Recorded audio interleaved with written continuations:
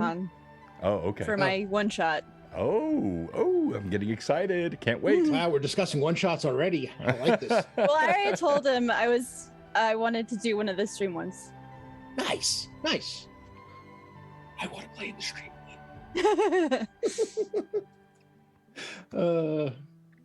Reserve my spot early. Oh boy.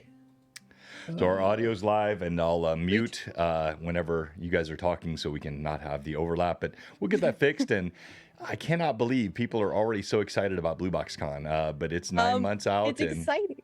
I was was so excited. fun. I was excited about 5 seconds after, well, maybe 3 seconds after it was announced that we were having a second one. Are you kidding?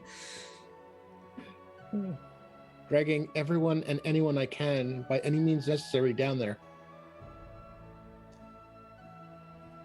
As it should be.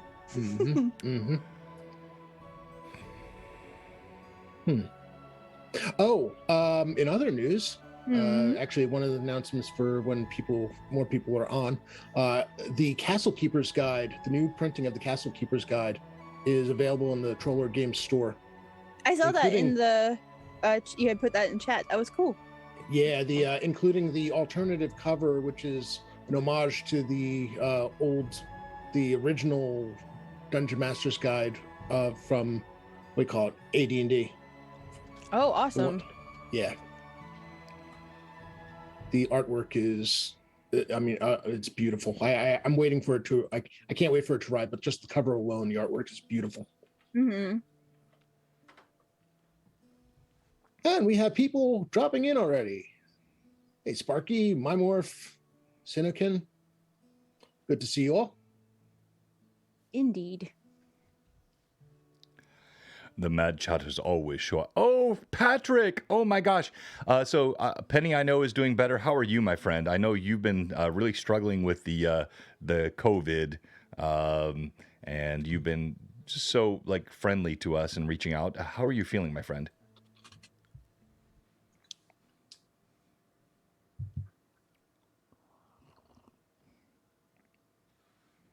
And in the meantime, hey, Tim. And damn weirdo. Damn Skippy.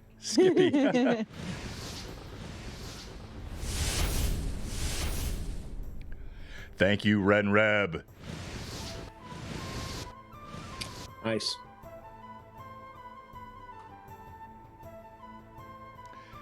Hey, good to see you, Lord Forth. Thanks so much for joining us tonight, and I'm assuming the audio sounds good. You can all hear the background music as well, and we're going to kick off here in just a few moments, so thank you for joining us.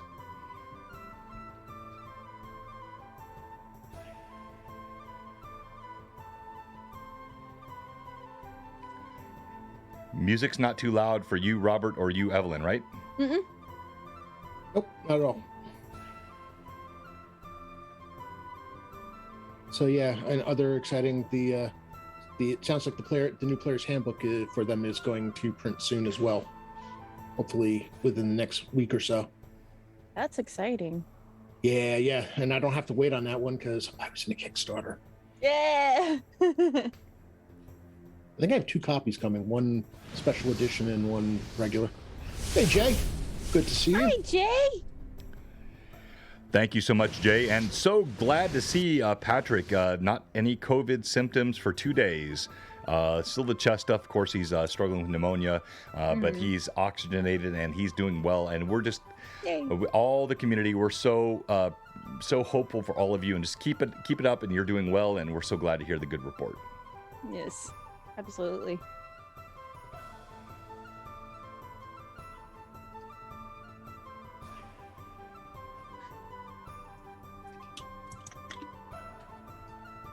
Iculus. Hello. Oh, that's great news, Jay. That is great news. I'm so happy to hear that. Oh my goodness, yes, that's phenomenal news, because I talked to Jay this morning and we were worried about Chuck's wife, so that's great. Thank you so much, Jay.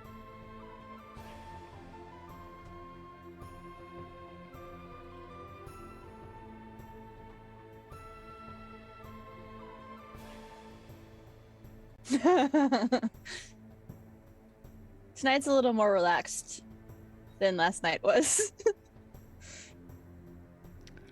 Way more relaxed. I look half asleep, so. just a smidge.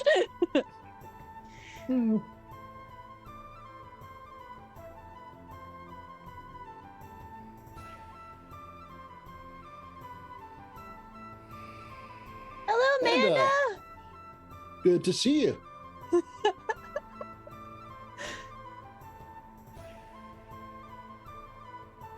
Speaking of people I'm hoping to meet at the next Blue Box Con. Yep. Oh my gosh, I cannot wait to meet all these new folks. I know, right? Yeah, it's going to be so much fun next year. I can't wait. It's going to be awesome.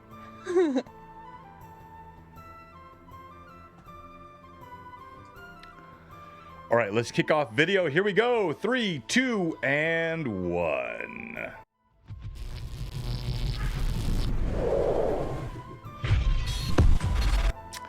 Welcome, welcome, welcome. This is Blue Box, Loremaster's Arcanum episode, I think 48. We're talking about structured DM, sort of the sandbox and how you architect a good story, and also make sure you include canon and but let the players really drive the story. And I am utterly exhausted tonight, and I will probably just be really quiet and let Robert and Evelyn run the show, which will make it my best Loremaster's Arcanum ever.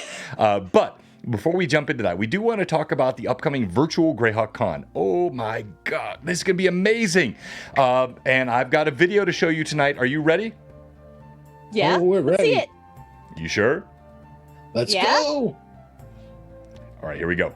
So let me kill the music, and this is Duncan Joustley. Yes. Yes.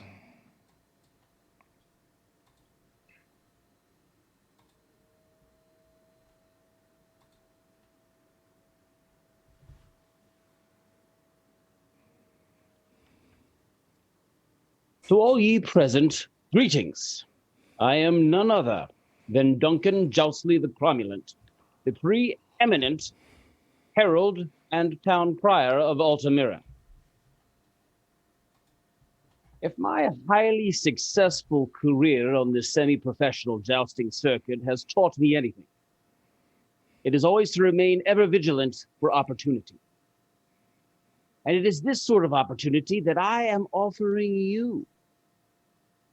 And that is the chance to have your business, your organization, your town, your church, your community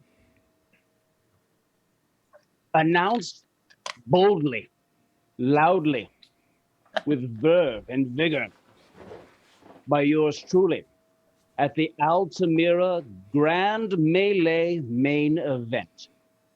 I have a great deal of experience speaking loudly and telling people what to do. Harness my voice. There is a fee schedule for such services that I provide, and it is available at the Altamira Tourist Board in a handy brochure. This has been Duncan Joustley. Don't miss out on the finer things.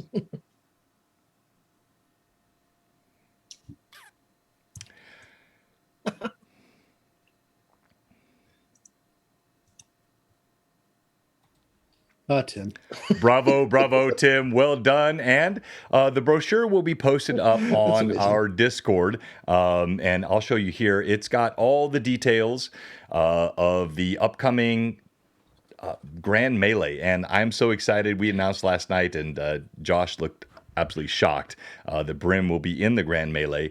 But we'll put the sponsorship up. If you got any sort of fantasy game, campaign, stories of your different stores and one stop, like you can make this a fun thing for the Grand Melee. So check all this out, and we'll post it on our Discord and have all these links up. But yeah, Tim did a fantastic job with that.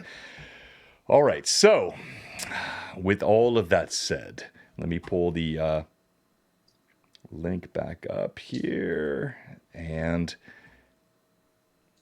Tonight, we are discussing with two amazing DMs how you make great stories and campaigns. And there's always this battle, theater of mind, tabletop structures, the story, arc, narrative, Sandbox, show up, Mountain Dew and Doritos in one hand and, dice in the other, and just roll with it and let it go. And I think we have this spectrum that all of us fall into.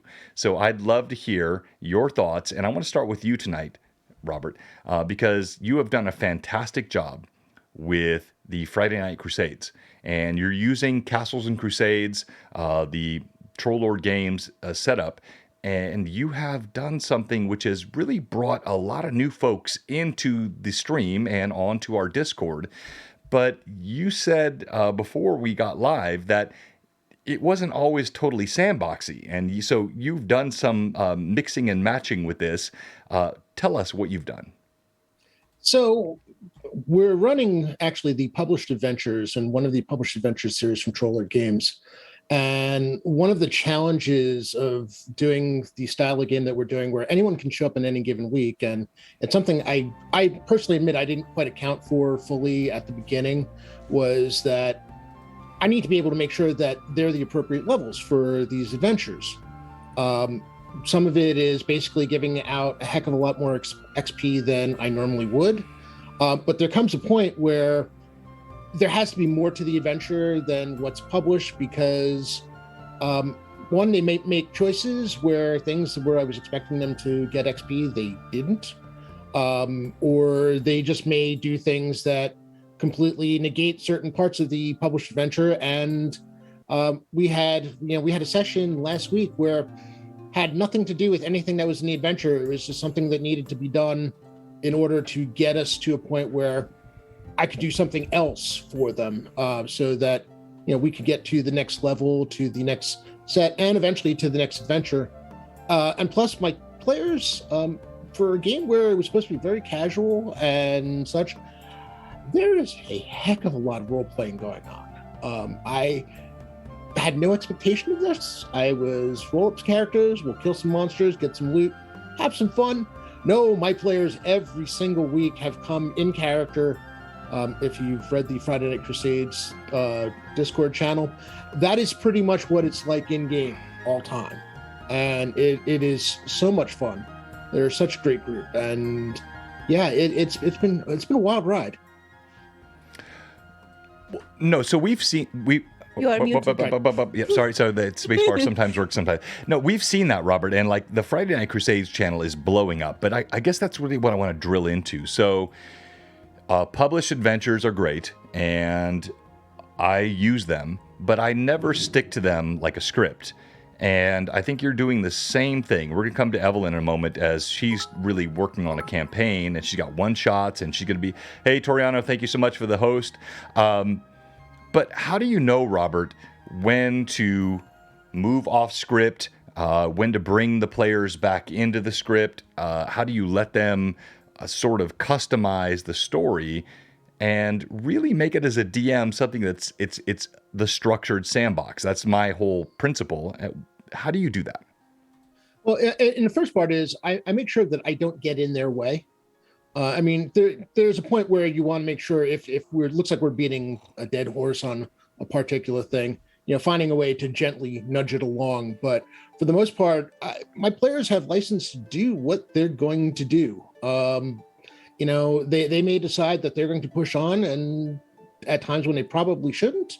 There are going to be times when they've decided to do something else completely different that you might not expect for a party to do, but you roll with it. You let the players do what they're going to do, and you just adjust from there. Flexibility is absolutely key. I as a player, of all the things I hate as a player in a game, is railroading. And while a published adventure has a certain level of railroading, I am going to do everything I can to make it feel like everything that they do is completely their decision as much as possible, because I don't want to be the type of DM that I hate playing for. All right. So no, that's great. I'm going to come to Evelyn now, and I think that's getting to the crux of this, because none of us want to be railroaded. At the same time, there's a reason I call this the structured sandbox, because if it's purely sandbox, there is a downside to that. If you just show up with some dice and a pad and some graph paper, you might miss out on some things you can do in the campaign or the adventure, which are unique. And let me let Evelyn speak to that.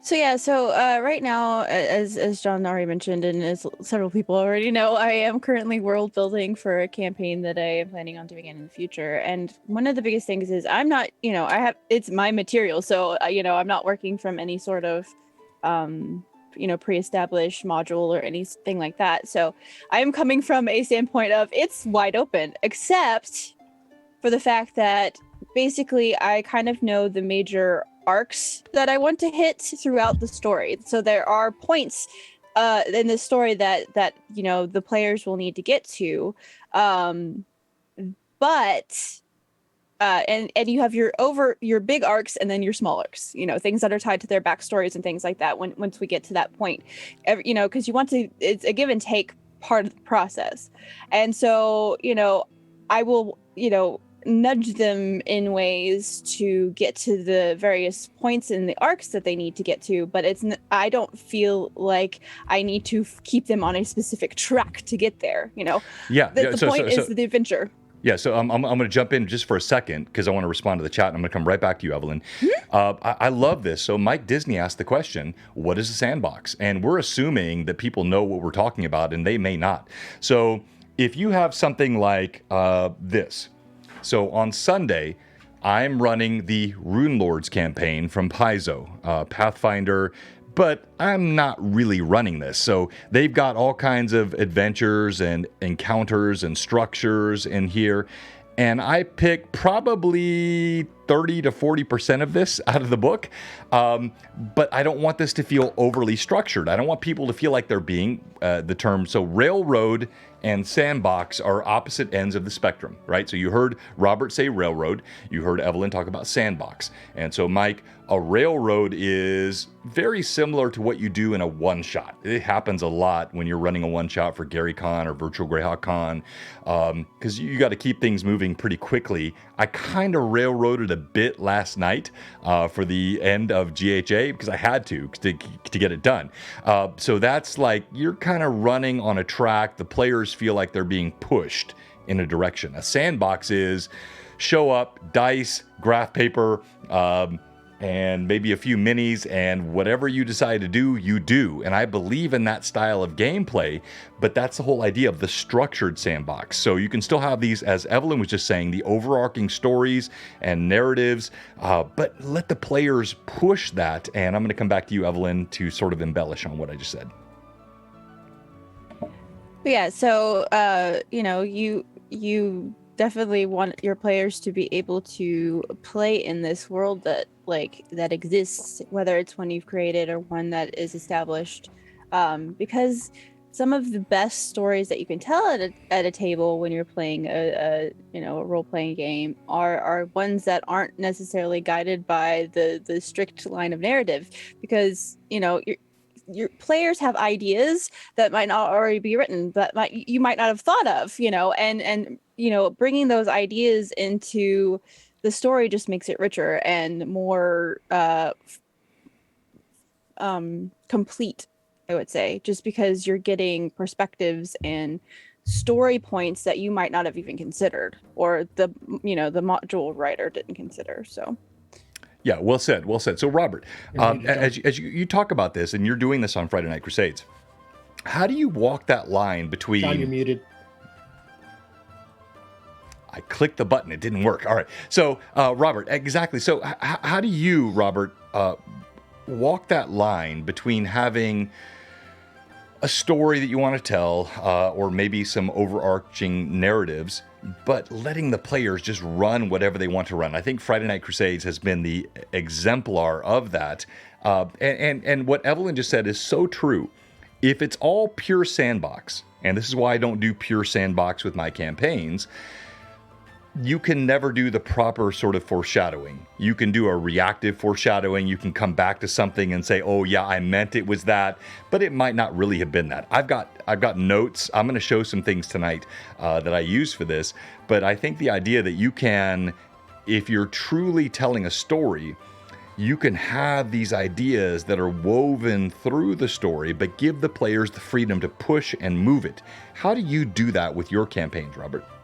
So for my personal campaign, I have an overarching story, and it's not so much a story. There are several villains, and the villains have, you want to call them the villain, the BBEGs, however you want to look at it. They have their plans. Their plans impact the world that the players are living in. The players also have their backstories, and within their backstories, they've given me possible hooks for personal storylines, and I make sure that I use each of those. There's the engagement right there. There will be no quicker method for getting players engaged than them giving you a hook and you running with it. Doesn't have to be immediate. It doesn't have to be the entire story, but you get them to think that what they've given you matters, and you've got them. As long as you're telling a good story, they're going to enjoy the heck out of the game. Now, on the villain side or the BBG side, they're going to do things. Some of those things are going to directly impact the players. Sort of example, it'd be the kind of thing like, say, for Greyhawk Adventures, Halia or her minions directly attacking the party. That's the active. There are things that are going to happen that the players are going to come to realize, or things that they may discover about the villains in the course of an adventure. When and where, with the exception of when the players are directly attacked, when and where the players decide that they're going to engage is up to them. The villains have, the bad guys have their own plans. So if players engage sooner, it's going to change the narrative and how that all plays out. I don't force them necessarily. I may push them a little. Sometimes attacking the characters directly can do that, or sometimes attacking things that they care about can do that.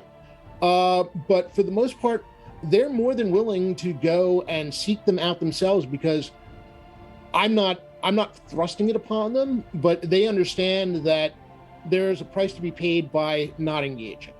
My characters in my recent campaign at one point decided it was time to go kill a dragon that had been kind of menacing them, because it finally attacked something that they cared about directly. And we had an entire adventure where they were just about the preparation and what it was going to take down a dragon. And it was absolutely fantastic. They could have done other things, but that was the hook that they decided to run with at that time. Having multiple hooks and having multiple storylines helps. If you have one big bad, you can do it in layers, but if you have one big bad, my players still, we're a year and a half in, they still don't know who their actual big bad is. They've fought several things along the way, but they're still not entirely sure who's actually behind pulling the strings on all of this. No, that's so well said, Robert. And by the way, the GHA crew probably still has no idea who the real BBEG is, although there was a clue last night. What'd you say, Robert? Go ahead. Ashran. No, definitely not. So let's go back to Evelyn now. Evelyn, everything Robert said resonates. It's all accurate and true. But how do you handle it then when you have a story arc, your players go right when you thought they would go left, and you want to let them go right, because that's the nature of being a good DM and not a railroading DM, but you still want to get that story piece in. How do you handle that? You throw clues in, and you throw little even encounters in that are tied to the point, that'll draw them back without directly railroading them to that point, just constantly, and you can follow the path that they're going down and just constantly throw little things here and there. This thing happens, they seem unrelated to this thing over here, and they think it's unrelated to this thing over here until they have the moment where they kind of put everything together and they go, oh we gotta go back over there, you know. So it's kind of those things. Is just like tease them with it, bring them, you know, and you know, let them explore other things, but always, you know, get them into those. And that's where the smaller and larger arcs come from. You know, there's once again, there's, you know, the bigger things that are happening, and you want to hit those points, but the little things are fun too. And you know, that's all part of it flowing and functioning as a living, breathing world. You know, things are constantly happening. Everybody is still going about their lives, working through their plans. You know, the big bads are not waiting for the players to encounter them. Things still happen, always happen, even when the players are not seeing them. It's happening in the background. So if they're over here doing something, the clock is ticking down and the bad guys are getting closer to success, and they're wasting time. Exactly. Yeah, no, so well said, Evelyn. Absolutely awesome. So with that, that's what I want to dive into a bit tonight. So, you know, the BBEG, we call this sort of AI in video games. You want good AI in those video games that's actually fighting you. And so you are not just resigning the bad guys to following your story arc. They can follow their own, and they're doing things in the back. That's a big part of what's happening in Greyhawk Awakening. Now, I'm going to put you on the spot. Either Evelyn or Robert can answer the question. Evelyn as a player, Robert as a viewer. There was a point last night where I did something I don't normally do as a DM. And I treated it more like a one-shot. I really pushed some information in the story and forced it, though I don't normally do that with the player. Anyone know what that was? I might have missed it, mostly because I had to like go in and out at times.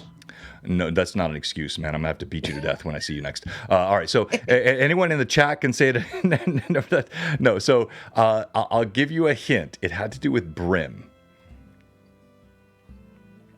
Was it during where Father Aaron was talking about kind of what was all happening in the Great Kingdom and like that stuff?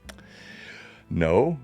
Oh, Okay. so yeah, there could be a spoiler here. Yeah. So Yeah, I won't overspoil, but no. So it was in the sewer. Brim was about to walk. So go. You know what? Go ahead. You say it. The girl, because she was necessary. Like him finding the girl, right? And the teleportation circle book stuff, that part. Yeah, so Brim searched, he found the girl, he searched the body of the Red Lord, but he did not look at the desk. And I had mentioned the flames on the desk, and I said there were papers that were burning. And I do this a lot as a DM. I give multiple clues, and sometimes I think I'm just too obtuse with my clues. And if that happens normally, I just let the players miss it. But I could not let Brim miss the clues last night that had to do with the sort of burnt pages, a few words here, a few words there. And so I had the young girl walk over to the desk and pull. That was railroading on my part. I was just like, I'm not going to let you walk away from this and not catch these clues, which I don't normally, but I had to last night. I don't know that I'd consider that railroading, though. I mean, it's the danger when you know, leaving something that you need the players to see or read or do specifically. I mean, it's the old story. It's like, well, you know, you have a room that has a lock, and the players all fail their chances to unlock the door, but they really need to get into that room. You know, if you left something inside that room that the players absolutely needed to do your adventure, well, there better be another way to get inside the room, even if it's smashing the door down, because otherwise you've basically hamstrung yourself as a DM. So I don't. Railroading to me, I mean, railroading is it's a lot more. It takes a lot more to get to that level where I consider it railroading. That is. You know, in that particular instance, you're adjusting for something the players didn't do. Now, if you basically said that the players, Brim had to act on that information, no, Brim, you have to go over to that desk, or you take over and just narratively have Brim walk over to the desk, or something else, maybe. But you had something that was kind of important, and they still have to act on that information. Right. Well, and that NPC actually had a motivation for that as well, like because she had seen certain things. So she was, she was keen to information that Brim wouldn't necessarily be keen to. So it's logical. I mean, I feel like as long as NPCs logically have motivations to do certain things that could help lead players to clues, it's much less railroading than it is just like part of the total motivation of getting the story forward. No, I like that. And so Mike Disney said so many terms being used tonight. I don't understand. Sorry, Mike. We'll work. They're all pretty simple. And I love TTPRG. Yes, ignoring character choices completely for the story is a bit more of a railroad. I agree with that completely. And sometimes a nudge is in fact needed.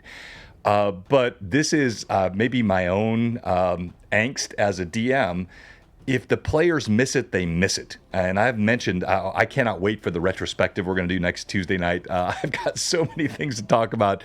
But, when you are playing the game, if you don't search the desk, if you don't search the cage, if you miss the fact that Millie still had the eye on her person as she was let out to sea, if you miss those clues, I feel like that to me as a DM is railroading if I say, oh, wait, no, you see this, you hear this, you do this. If the players miss it, they miss it. And that to me that's why, like last night when I had the little girl, I really wanted Brim to search the desk. Oh my gosh. I said there were burning documents there. I said, I could not believe how everyone just walked out of the room. And so I had the little girl go over there and check them. And I felt like that was railroading. But it sounds like both of you say, no, that's not really railroading.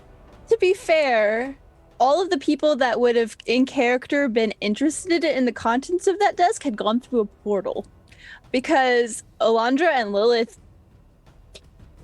it's documents, meh. No, and Brim's but not Brim, really as motivated for that either. Yeah, no, I get that. But Brim was there, right? So Brim should have been the one that was motivated to look. That's what I was saying, and I'm not throwing Josh under the bus right now. So sorry, Josh, but yeah. I was just meaning that in character, like Brim isn't the one that's breaking out the books and stuff. And in fairness, Brim was probably not in the greatest state of mind right at that time. So, the idea of checking things thoroughly was probably not, probably would not have been the biggest thing. It's funny you mentioned the, letting things go. So in my personal campaign, there was a point where my players had found a ledger of sorts, and it was all in a cipher. It was encrypted of sorts, and they had no way, they had no way of deciphering what was there. They ended up having to kind of leave the grounds in a hurry for reasons, but it was important that they be able to break the cipher. What they didn't know was that the key for it was still in the building. About 6 months later, I gave them a reason to return to the location. Actually, kind of interesting. It wasn't so much I gave them a reason. They found a reason to return to the location. Ended up searching and finding the thing. And I had to remind them that they had the original ledger. And one of my players didn't believe me, but it also happened to be the note taker. And I said, please go check your notes all the way back. And sure enough, oh my God, it's here. Wait, what? And yeah, being able to do a 6-month callback. Oh, it's a good feeling as a DM when you can pull that off. No, so well said. All right, so let's jump into this now. So the techniques and the tactics. I do use, if you go to my Sunday, which most of you have never seen, the one I ran with my friends from work. Evelyn was part of that. Her husband was part of that. It was all based on the Palantir, old school Middle Earth role-playing, Iron Crown Enterprises. It was a great story. So I pulled that down. It's like a 40, 70, probably 50, 60, 70 page document for that story. But I customized the living crap out of it. And I'm doing the same thing now with Rune Lords. So whether it's that or Greyhawk Awakening. Now, Greyhawk Awakening, no story.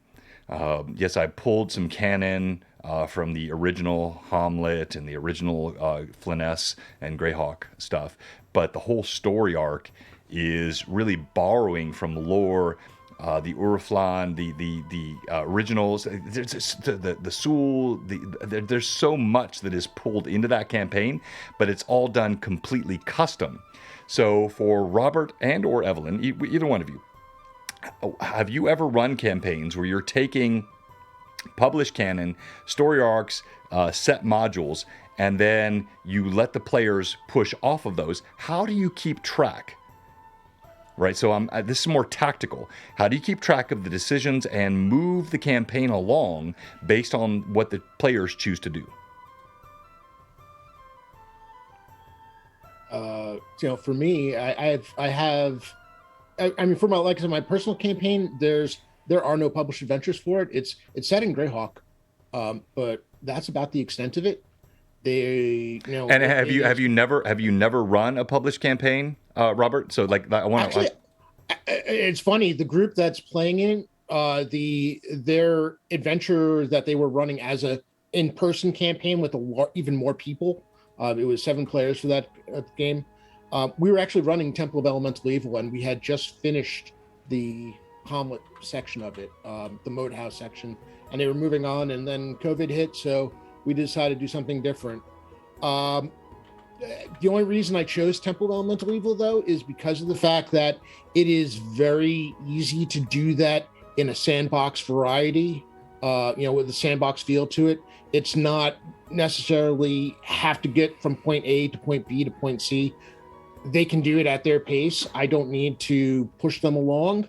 I just need to make sure that they feel it's going to be something worthwhile doing. And thankfully I've somehow managed to get that across to them, and they've run with it.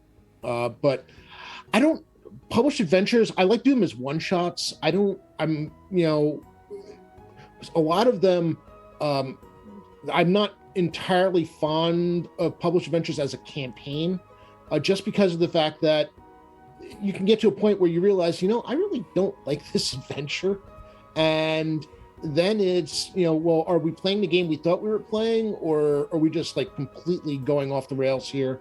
So I kind of avoid that by not doing it in the first place. I did in my campaign as an interlude. I ran a published adventure because I needed something to kind of bridge Act 1 and Act 2. I gave them some hooks that suggested White Plume Mountain might be a place they want to check out. And yeah, no, they had a heck of a lot of fun in White Plume Mountain, but it was not, and I used a lot of the stuff from it ongoing. I kept it, it wasn't like they did White Plume Mountain and nothing happened. It had no impact.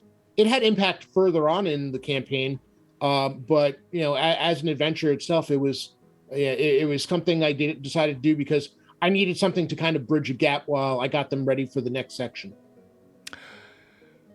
No, I like that a lot. That's well said, Robert. Now, for you, Evelyn, you have run a few campaigns. You've done Honey Heist, I call it that. And then you've got your sort of one-shots that you're running in your game world, but you've never run a published adventure either.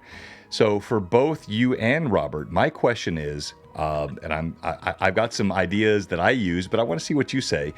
How do you keep track of what the players do? So let me be very, very practical with this. And the chat's awesome. Thank you so much. By the way, Mike, I want to talk about that in a moment. Our Mike Disney on with us tonight, and I'm going to be chatting with him after the stream tonight. I've got some pretty cool stuff to talk about with him. But when you are playing the game, you have, let's go back the last several weeks. And I run Sunday game, I run Tuesday game. I don't know how many different NPCs I've voice acted for, and I'm trying to always keep track of them, remember how I voice acted them, the players and the NPCs with the campaign, the ones that are the shopkeeps and the merchants and the smithy and all that. So when you're doing that, and if you're running a structured campaign, something that's published, it's easy because you can just read from the book and you can follow it. That's Lost Mines of Phandelver. What a great adventure that is. Like, the original 5e Phandelver adventure is really, really well done, and I've run pieces of it. And so that is sort of a crutch that you can fall back on. But then when your players do something off the rails, or you have to remember what they've done, how do you track it? Evelyn? Well, I mean, one of the things that I do, and John kind of knows this from when we were doing the Middle Earth campaign, is I actually have my own form of shorthand that I use. It's not actual like shorthand, but it makes sense to me, because that's how I did all of the note taking for that campaign when we were, in the room for that, because I had a lot of information to get down and to be able to communicate, because that was before we were streaming, so there was nothing to go back to. So my notes were for everybody to kind of know what had happened, and so using that shorthand helps me keep track of things in a way that makes sense to me. As far as like for NPCs and stuff, one of the things that really helps me is actually deciding beforehand what they look like and finding images, and actually having images associated with those characters, because then if I need to go back to that character, I can say, okay, this is this character. It helps me trigger the all of the character things, including the voice and stuff, in my head, because I associate it with the image that I see. So that helps me quite a bit, and having little descriptive notes about them as well. But I'm very much like a visual, like I can connect to a face better than I can to notes when it comes to a character. Yeah, I'm the same way. Robert, thoughts? So for me, part of it is I don't use voices so much as I do personality types. So boisterous or soft-spoken, whatever the case may be. I use, I've got the Notepad++ application, which has nice tabs that can have as many notebooks as I want to at any given time. And when I introduce an NPC, I rarely have any more than a name and probably the description I came up with about 10 seconds before I introduced the character itself. Mostly because of the fact that all these years later, I'm still never entirely sure who my players are going to gravitate towards. We had the running joke about the most interesting goblin in the world that in the tavern. Once I realize that, oh no, this is somebody that they're going to want to deal with this person, and I make sure that I add a little more, and I make sure I note, as it's going, what they did with the character, and where they left it, so that going forward, I'll have at least the last set of notes. But I mean, my NPCs, when my players engage, all of my NPCs are like yours. They're always played in first person. It's never. I very rarely ever do just a third person. You do this, and this, and such. It's so they develop a personality which helps them stick with me. And between that and my notes, I'm juggling in my current campaign. I'm probably juggling somewhere in the area of like 45 NPCs at the moment, that the players may decide at any given time they want to go talk to or visit. No, I love that, Robert. That's so well said. And you got into specific tools, and I want to talk about that. But also coming back to the chat, as always, the chat is on fire tonight. Weirdo railroading the players to go to commit specific actions that they didn't want to do to start with, just so the DM can tie something that they want in. That's exactly right. That's a perfect example of a railroad. Now, TTPRG, you've been amazing tonight. Thank you so much for all your comments in the chat. You have it exactly right. And there was one more I wanted to shout out. Death Ray in a good way. A player that takes detailed notes is solid gold. Yes, and I have a couple of those. My OG player that took detailed notes is with me on the chat tonight. It is Evelyn. Evelyn, in my original campaign on Sundays, She had a whole book that she kept, and she took detailed notes, and that's what made me really gravitate toward her as she fights. Yeah, there it is, right there. Can you open that up and just show the pages inside? And then I have a new one now. So Thomas on Sunday, this guy, he's doing all kinds of cool stuff. Oh, look at that! Yeah, now you know why I said, Evelyn, please join me and be partner with me in Blue Box. I saw that and I'm like, I'm done. I'm sold. But then Thomas, he's doing a great job with that as well. Thomas shows up every Sunday. He's got a whole book with all of his spells and cards and super detailed. And then our newest one is Chandler. Oh my gosh, Chandler Markov. I've got lots of note-taking players, and they are solid freaking gold. Now, I got to step up for just a second. I got something I got to attend to real quick. But you got this thing I'm showing here, which is a new player's guide to building your own campaign setting. And I like this because it talks about why you should use a published setting or why you shouldn't. So I'm going to it's probably going to be the best part of the show. I'm going to let Robert and Evelyn run the show for the next minute or so, and I'll come right back, and I think everyone's going to love it. Go ahead. Evelyn, I'm going to defer to you. I'm not exactly sure what's happening.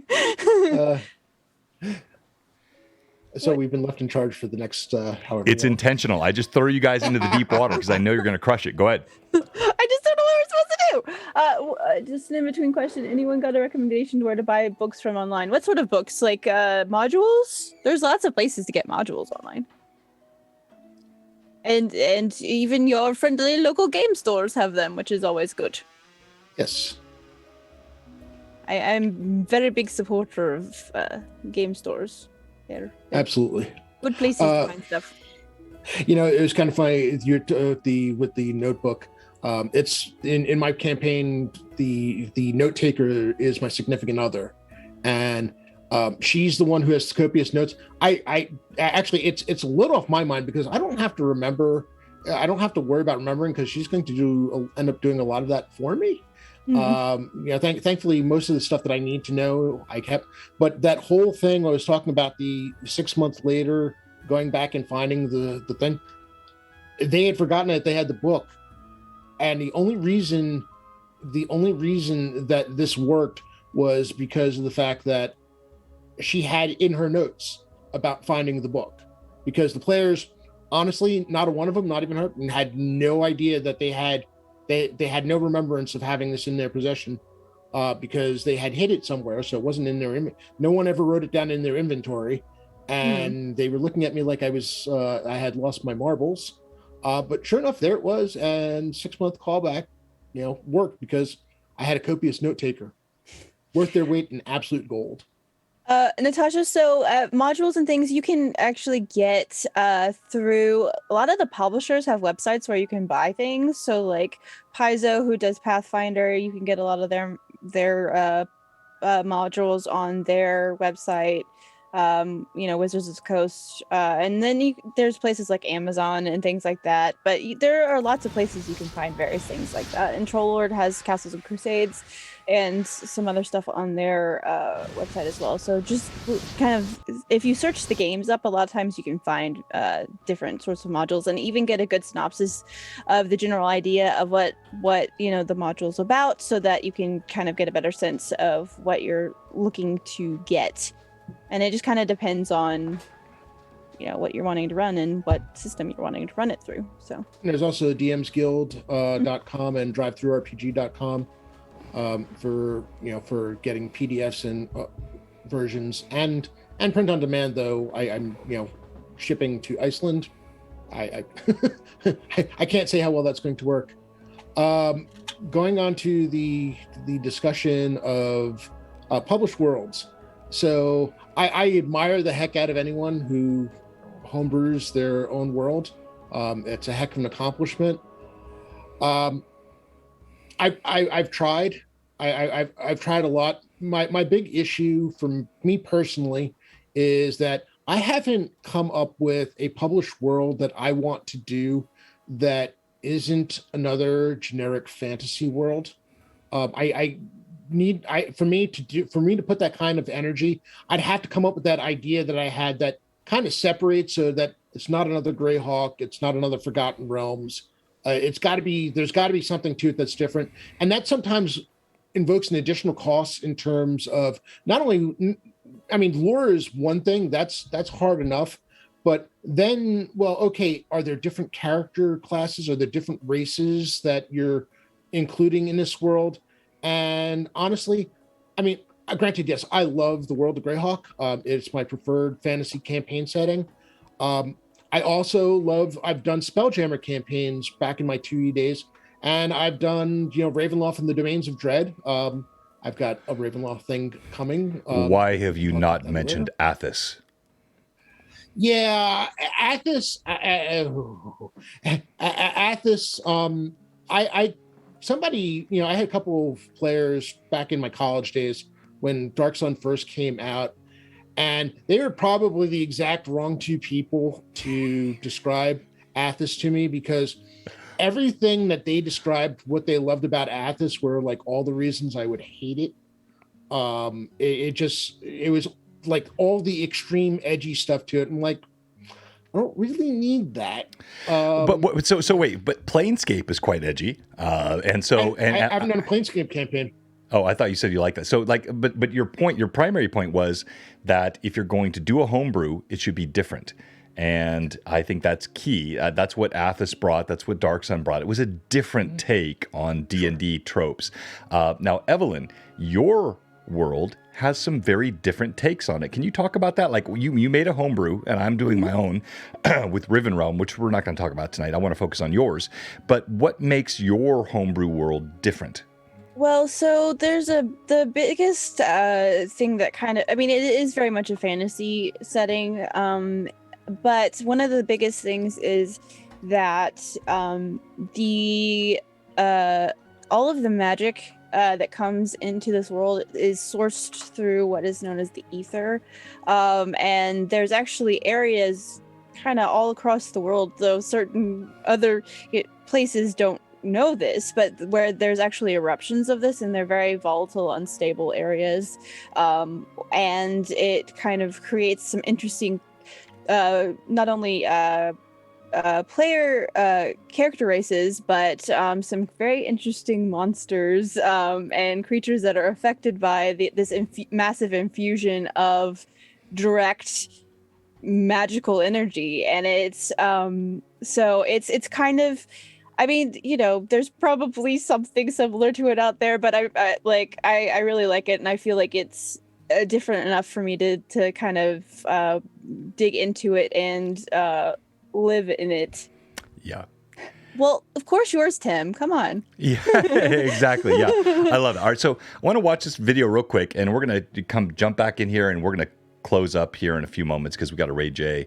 He's getting ready to start, but I thought this was really good, and I watched this earlier. Now, Forgotten Realms, Greyhawk was OG. Forgotten Realms was right after that, and then you had Eberron and Mystara and so many other worlds. But I like this about a 4-minute video. I want to watch it together with you. Much of D&D's 5th edition books take place in the Forgotten Realms. Now, if you're a new player, you might not know what that means. And if you're an old school player, you might just be surprised about what new things may be discovered. So the Forgotten Realms, as a setting, it's an old medieval world. So old that all of the civilizations Gotta love that artwork. that now exist in the world today are built upon the bones of empires and civilizations that the world has forgotten about. It's this giant playground. And I think that gets us, like with what we're dealing with now, it's sort of like, how do we put it to full use? Let's take, for example, the city of Waterdeep. It is a Vivi's excited. Beholders. coastal city on the Sword Coast. It has hundreds of thousands of people living in it. But what people don't realize, and what few people in Waterdeep actually remember, is that it is built on top of a dwarven city, which was built on top of an elven city. So if you delve into Waterdeep far and deep enough, you will discover these forgotten realms underneath it. And that's sort of a template that carries through the entire setting. You can look to pretty much any place where civilization resides now and say, there was something else there before. What is that, and what mysteries does it contain? And that's sort of a key theme of the setting. It also could harbor things that are kind of like canon from different editions and all kinds of things like that. So I think when we work with it, we just try to like squeeze the best out of it. But it's so sprawling. Like, it's just so big. I want to be like, what in there, there's something that's sticking out of the ground and that cannot be explained. And it's not a part of any realm you know of or you've read about in the books. It's something that is completely forgotten and you don't know what it is. And it's out of the lore, and you know, what the heck is that thing? And so Richard and I, we talk about this and we're like, we want to put something in the realms that is truly forgotten, that you don't know about. And so as I'm going along in my D&D career here, I'm going to get a chance to actually write my own adventures and, you know, work with the team and to create these things. And I'm going to put some things in the Forgotten Realms that you don't know about. You've read all the books and you've never heard of this thing before, and nobody has. Because I love that. I think when something is mysterious and unknown, it fires up the imagination, and it sparks, it makes it like we, you know, as we do our little fearful quest through the world, to make everything known is to like create this sense of security. But when something is completely unknown, it's like, whoa, why did this come from? And it's why, you know, I love things like the pyramids. Like, there is this thing that actually exists in the world that people don't know how the hell it was done. People theorize about it, but it's still a giant mystery, you know, and I love that. I love that actually exists in reality, so. Take, for example, the current story, Tomb of Annihilation, which takes place in Chult. One of the key features of the story is that you discover a lost city in the jungle that belonged to an ancient Chultan kingdom that's never been described before. We wanted to actually play up this idea that nobody knows anything about this place. And so it just heightens the mystery. But as you explore it, you learn, or you start to sort of unravel clues of how this place fell. And without giving away too much, That artwork is incredible. This Chultan kingdom once worshipped a god named Ubtao, who abandoned them. So they took on, these other gods came to sort of fill the spiritual vacuum, and they turned out to be trickster gods who kind of misled this culture into sort of a self-destructive course. I won't spoil any more than that, but I mean, you can find the bones of one of the old queens under the city, and that sort of illuminates part of the story. I think that what makes the Forgotten Realms interesting is the discovery of the ancient.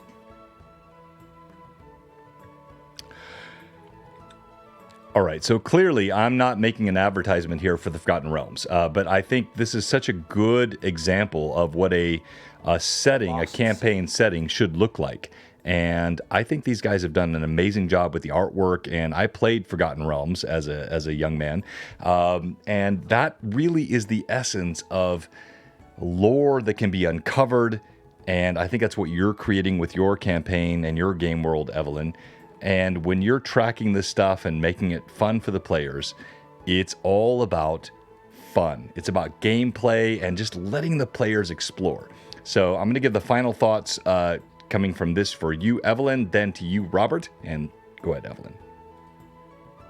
Oh yeah, I mean, like, at the end of the day, you know, as a table, like, and as a DM, you want to tell a story together with your players. It's not about you controlling everything they do. You know, it's to me, Dungeons and Dragons has always been a cooperative thing, and it's something you do together. You know, you're collaborating on an adventure and a story, and you know, as a DM, I have fun when my players are having fun, and you know, when they get excited about things that happen in the story, and when, you know, there's a shock or a twist, you know, and you know, all those various things is what makes it enjoyable. So as long as everybody at the table is able to find a way to create the story that they want to create collectively, then it's a good game. Robert? To follow up on that, and I agree wholeheartedly with everything Evelyn just said.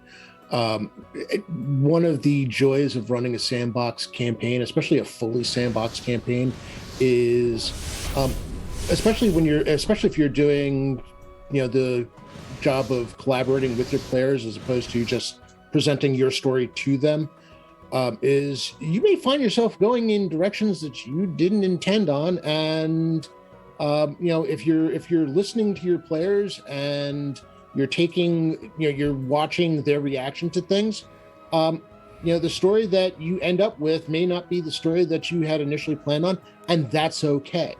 Go where the fun is. If your players are enjoying certain aspects of it, figure out how to make it work.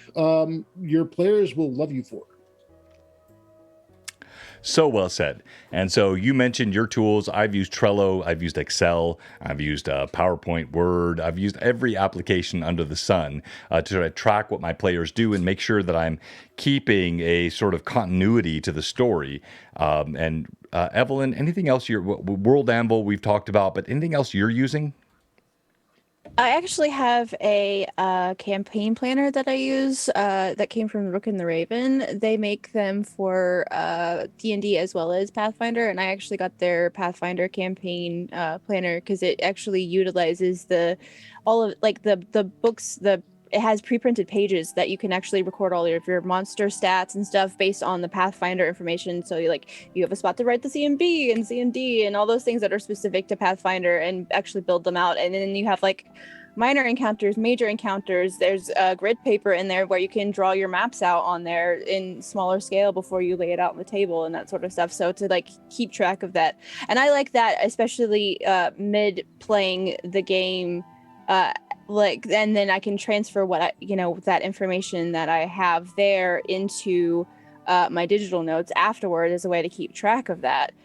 Because I actually used that during the one shot. I had all my monsters and my encounters in there. And I actually, things that they reacted to, things that happened, even though it was a one shot, it's affecting the function and the momentum of the world in the future campaign, because the actions of these characters within this one shot impact the campaign. And so I was like, oh, let me write that down. This is good stuff. So, I like having that for the actual time that I'm playing, and then I can transfer it all over. I need to put Evelyn on the spot here.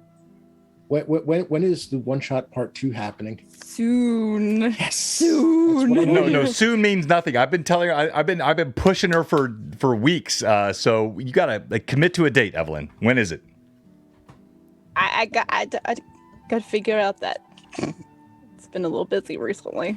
Oh, I'm not busy at all. That's great. So yes, and I love it. All the chat. Thank you so much. Pen and paper is always good. Myomorph. I use the same things, and Trello is great. Excel is great. I record, as Robert said, personalities, persona types. I think a good example of that would be Father Aaron. Initially, I think I had a Scottish accent I did with him, and I dropped it last session just to make it more sort of relatable, and it's more about the personality than the accent type. So just let it all go and have fun with it. And I love the fact that Tim said that players having fun is the number one goal. It's such a lie. Tim does not feel that way at all. Tim likes to kill players. Tim has made the most aggressive crit tables. And for him to pop in here and say, oh, let your players have fun, when in fact he wants to slice, dice, and eviscerate every PC that he has on his campaigns, is the height of hypocrisy. We managed to get 42 minutes into it before the discussion of killing players came up. I heard nothing. I saw nothing. Killing PCs, not players. We don't kill players. We kill PCs. Kick, save, and a beauty. Oh, boy. All right. So I want to say thank you to all of our fans. So, as far as notes, for Friday Night Crusades, I've basically got an old spiral-bound memo notebook, not even a full size, that I jot things down. There's actually we've got some interesting news coming on that front. I've actually spoken to my players about it.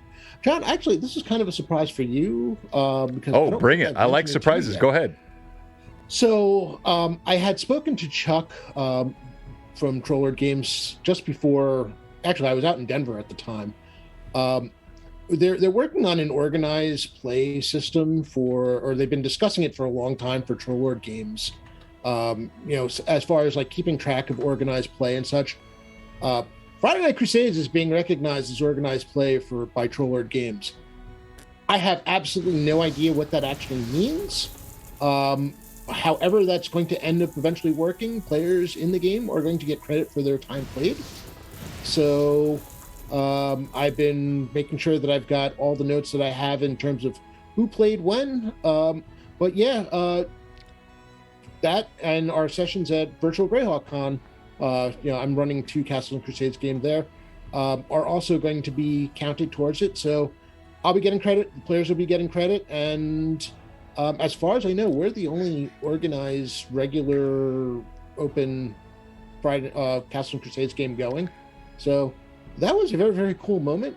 I hope to have more details soon, but obviously, other things have come up.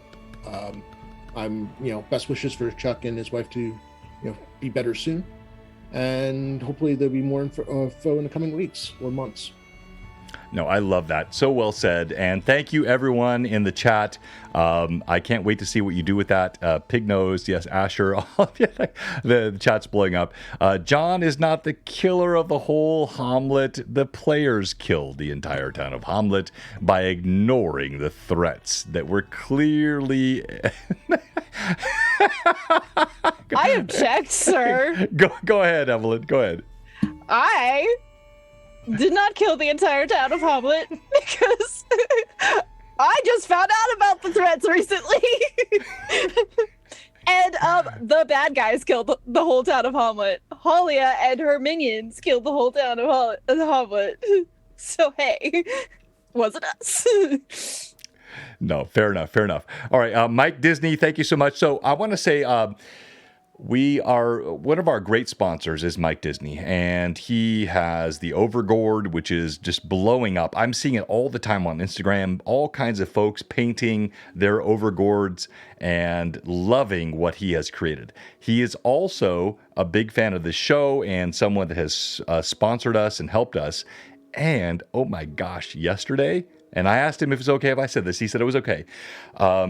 He downloaded Tailspire.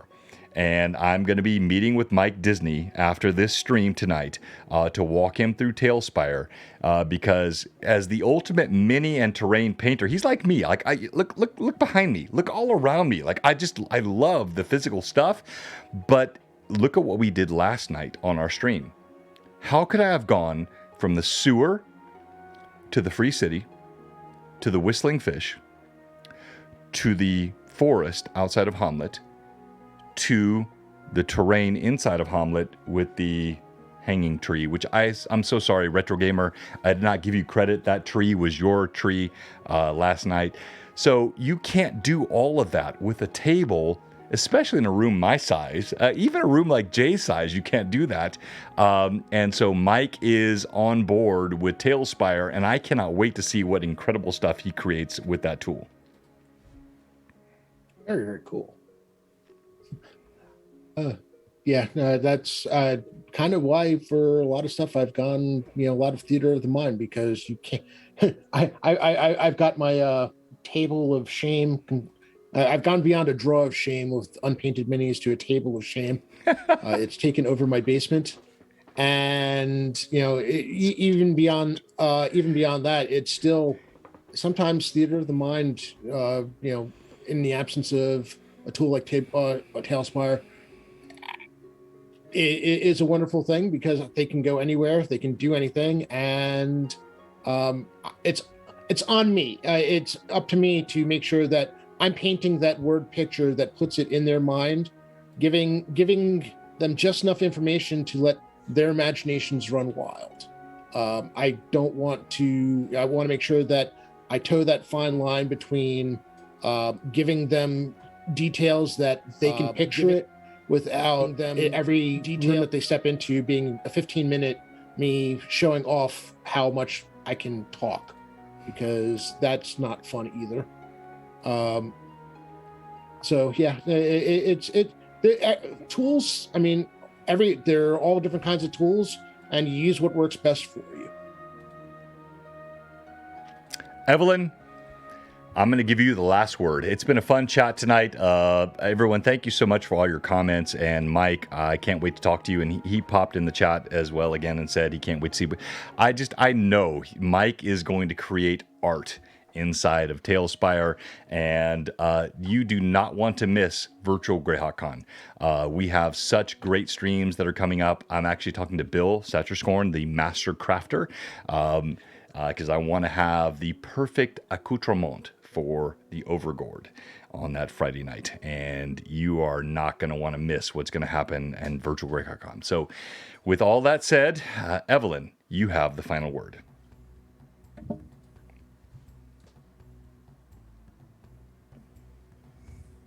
I'm trying to think of a good word. No, no, just, go out there, have fun, make good stories, and, at the end of the day, can't beat it. So well said. We begin our raid of Lord Gazumba, and Wait a minute. Wait. There's something we need to do. You forgot to do it last night, and we raided before the end. Oh, what? Oh, John. What are you doing? Thank you, Iculus. Chat knows. No, they did. I'm sorry I missed it. But rushing to get into and raid Jay, raiding him. Thank you so much, everyone. And we'll see you this Sunday for Rune Lords, which is not just Rune Lords. It's really not just running this book. It's creating the sandbox that is structured and following, but utterly independent of what the players want to do and making sure the players run the story. And that's what you want to do as a DM. And we're going to sign off tonight. Blue Box, thank you so much, everyone. Have a great night.